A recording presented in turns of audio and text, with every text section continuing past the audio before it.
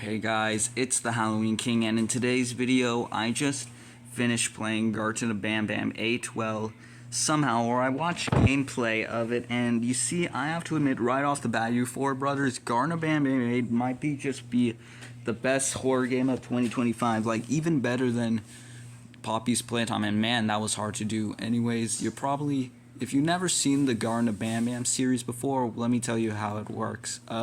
So in Garten of Banban, one of my biggest problems was that the game was not a horror game. There were two-line moments and not enough gruesome moments, but this chapter fixes the issues I had. One of the biggest things it fixes was the gore, and oh my god, did they actually went insane. First of all, I have to warn you, there's tons of deaths. Like, there are tons and tons of deaths, and the whole chapter is just very, very dark, and I have to admit, I really, really love this game. And as you can see, the fans also agree with the ratings right now being very positive, but I wanted to make a video to let you know what parts I really loved about it and what parts were still just kind of eh.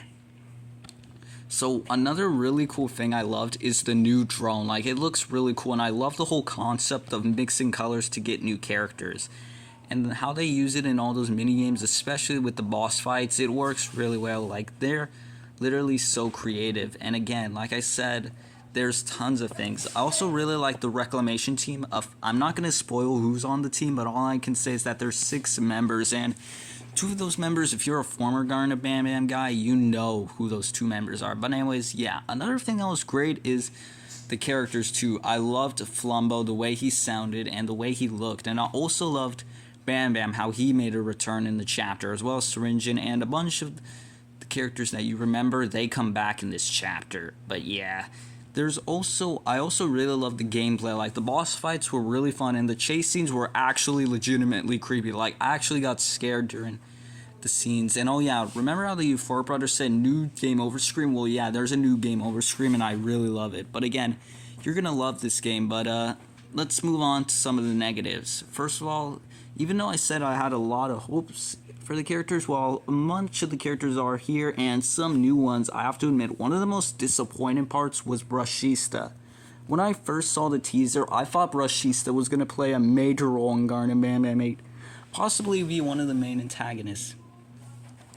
But unfortunately, she only appears in one part, and it's not even her monster form, her tail form appears. But yeah, I feel like it was kind of a disappointment, especially we didn't really get all that many new characters. Like, we only got a few new ones. Yeah, and yeah, also the characters, again, they're improving, but still not quite just there yet. And again, you four brothers, if you're watching this video, and I've seen the trailer for The Last Ticket to the Abyss, and I have to admit, The Last Ticket to the Abyss looks like one of the most scariest and heartbreaking things I've ever seen. Like, it legitimately looks really cool. So, Euphoric Brothers, if you're listening to this, take your time with it, because we want Garten of Banban 9, if it's going to be the last game of the series, we want this one to be the most awesome and intense game ever, so it can close off the book where it started off. Once controversial, it can soon grow and grow and grow.